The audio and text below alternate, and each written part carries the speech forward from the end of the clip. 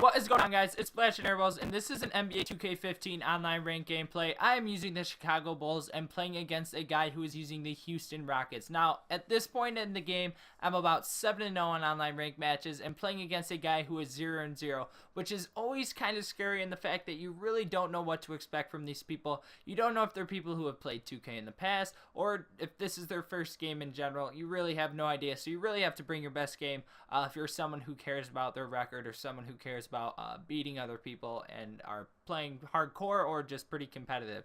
Now, this guy does end up being really good, and it does go down pretty much to the last play, almost to the last play, I should say, and we'll just let you guys figure out how it does end up going down. Again, I'm undefeated at this point, so this game does end up being a pretty important game for me. I really don't want to lose my winning streak, my losing streak. But anyways, we get off to a fast start, which is definitely important against a guy who's 0-0. I knew that would happen, and just because he's never played before, and I had obviously played 7 games, so I have an advantage there. If I didn't go up to an 8-2 lead, that would have hurt me a lot. Now, right there, I leave Trevor Ariza wide open because I'm changing my defensive settings. I have no idea what I was thinking there. Really stupid on my part. I just was not paying attention, and obviously I was just doing a lot of dumb things. Like right there, I could have easily dunked that ball with Jimmy Butler, but I end up passing it off to Joakim Noah instead, who ends up getting blocked. Now right here, 2K kind of returns the favor in the fact that James Harden missed his dunk, but Terrence Jones is able to get the rebound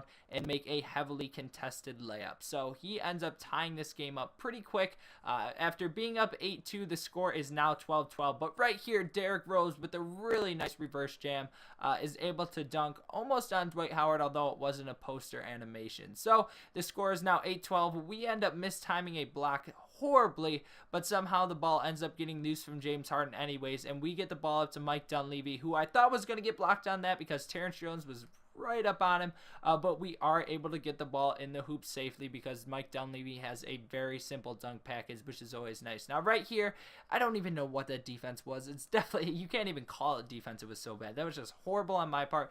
I have no idea what I was thinking, but right here, we're able to get a very easy 3 with Doug McDermott, who's a really good shooter in this game, and we're able to go up into the second quarter. Now he leaves Mike Dunleavy wide open, and he kind of hasn't learned his lesson. He's really sagging off people. We're up 6 points, which is nice that we finally got our lead back. Now right here, I end up committing in with this point guard. I think that was Isaiah Canaan or Cannon. I'm not really sure how you pronounce it, but guys, you did see that clip right. That's Jeff Adrian hitting a 3. Yes, Jeff Adrian hitting a 3. If I'm not mistaken, Jeff Adrian is a 25 from downtown. Now, I could be wrong, but I'm pretty sure he's a 25. But anyways, right here, we're able to get a steal. It was a really bad pass on his part, but we get an alley-oop to go up 4 points. So this guy was definitely making some dumb plays, but since it was a close game, as I mentioned before, that means that I made some dumb plays too. And by some, I mean a lot of dumb plays. I end up cutting a lot of them out because there are some runs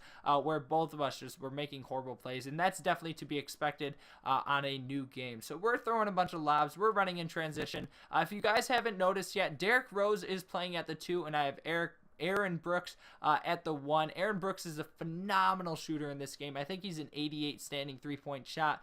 And I put Derrick Rose at the 2 because the 2 and the 3 are the people who get down the court the fastest in this game when they're running in transition. Right here, a ridiculous 360 slam by Dwight Howard in traffic. Not really realistic, but it's a video game, so I'm okay with that stuff. It's kind of cool. Right here, that stuff frustrates me. Just a really unrealistically fast alley-oop. Kind of cool on his part, but he ends up taking the lead. This is where he takes his first lead of the game to go up 1 point. But as I was saying before about Derrick Rose, you want your 2 and your 3. If they're the fastest guys down the court, you want those guys to both be able to pass and catch lobs, and that's why I put Derrick Rose and Jimmy Butler down the court. They're both pretty quick. Derrick Rose is really quick. Jimmy Butler is pretty quick, and they both can toss lobs and obviously catch them. So that's why I have them set up like that. I realize it's slightly cheesy, but it's really only for transition purposes. But anyways, he has a 3-point lead now, and right there, really frustrating play. His CPU was just running across the court, but he's able to get the ball stolen by James Harden, and a really nice slam, windmill slam from Dwight Howard. So I'm really frustrated at this point, and right here, I'm able to hit a release, which is an awesome feeling in this game. I really struggle hitting releases because I use a bunch of different teams and a bunch of different players, so it's really hard for me to get used to using the same people. And really just in general, even if I use the same team, I think I would hit more releases than I do now, but I still don't think I'd hit them that often because they are really hard to hit, just my opinion. But anyways, he's able to make a really easy layup right there with the backup small forward for the Houston Rockets. I don't even want to try and pronounce his name. It's really hard to pronounce. I'm sure some of you can do it, but I'm not even going to bother. Now, we're into the fourth quarter now, and if you guys can't tell, we're about halfway through our video, so I wanted to show most of the fourth quarter because this is the most interesting part of the game. We take an easy 2-0 lead because he leaves a wide open lane for Taj Gibson to get that dunk right there, or earlier in the video. Sorry, I was stumbling over my words a little bit. But anyways, Taj Gibson's able to get the easy dunk, but we do end up missing a 3, which ends up being the story of the entire fourth quarter for me. I missed so many wide open 3s, it's ridiculous. I missed the release, so I guess it's somewhat reasonable that I missed them, but it was just absolutely ridiculous how many 3s I missed. And right there, we're able to somehow get the pass in the paint to Taj Gibson, who's able to get another slam. Now right here, he misses both of his free throws with Terrence Jones. I know I only showed one of them, but he gets a tip pass when we're trying to get the ball in transition down the court, and is able to tie the game up 54-54. So those are just some dumb things, me trying to push the ball too quick and just get the ball down the court way too fast when I should have just ran a slower game, especially in the fourth quarter. But anyways, we're able to get the ball to Taj Gibson, who is having a huge fourth quarter. He's able to score 6 points for us, the first 6 points for us in the quarter. So right here, look how awful of a defensive play that was. I was trying to lock in on him, have Dwight Howard maybe back down on Taj Gibson, but I end up running just right past him. And right here's another missed 3 by Jimmy Butler. I realized I missed the release semi-badly right there, but Jimmy Butler, of course, there's no love from 2K, ends up missing that one. But right here, Dwight Howard has a really weird dunk animation. We're going to get down the court, and we got lucky with that dunk animation. That could have been a huge, huge loss for us.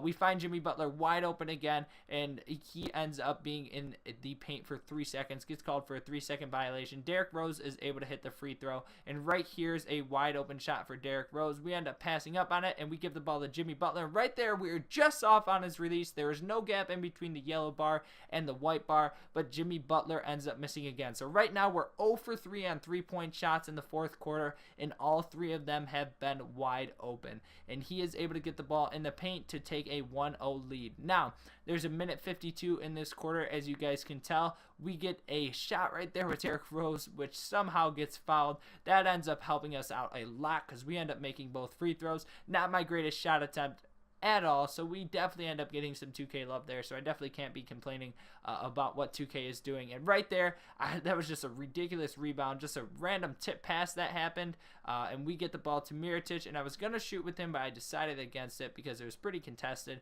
and I really just wanted to keep the easy road going. I end up taking a wide open 3 with Derrick Rose, and we missed the release slightly. There's a small gap between the yellow bar and the white bar again, and right now we're 0 for 4 on 3-point shots, all of them wide open. I realized Derrick Rose is only a 78 with his standing, but right there, Terrence Jones makes a ridiculous floater, lay-in, whatever you want to call it. I don't even know what you would call that, but is able to get the ball in the hoop nonetheless. Really frustrating to me when we weren't able to make 3s and he makes a ridiculous shot like that. Right there, I was hoping Aaron Brooks would be open, but he's not. And right here, we get the ball to Mirotic, get him to jump right there, and Jimmy Butler, no, we're not taking that 3 with you. You missed enough. We end up making a, look how bad the release was. Look at the yellow bar, how small that was. That's how badly we missed the release with Joakim Noah. That ball should not have gone in, but we do end up taking a 1-point lead. So definitely we've gotten 2 plays that have been some 2K love. Here's a third play. James Harden ends up chucking the ball way over the heads of the people right there that he was passing to. I don't even know who he was passing to. And right here is the shot of the game. Mirotic is able to make a 2-pointer. Now, it wasn't a 3-pointer, but we did end up missing the release. Mirotic really didn't shoot well all game, but that was just a huge shot, and the fact that we were able to get a 3-point lead rather than this game just going back and forth. Now, as you can see right there, we were able to get a tip pass with Joakim Noah, but he ends up getting the dunk with Dwight Howard. Now, right here is where he lost the game. He turned off his setting, and even though there was a shield, I could tell that he turned off his setting of late game following. So I know if I inbounded the pass, we were going to win this game because he was not going to follow us. or foul us, sorry, not follow. And we just run back and forth, and we end up winning this game. A huge mistake on his part. If he kept auto foul on, he would have potentially won this game, or at least made it an interesting game. Now right here, Jimmy Butler ends up hitting a 3, and we end up winning this one. Thank you so much for watching, guys. Like, comment, subscribe, all that good stuff, and have a good one, guys.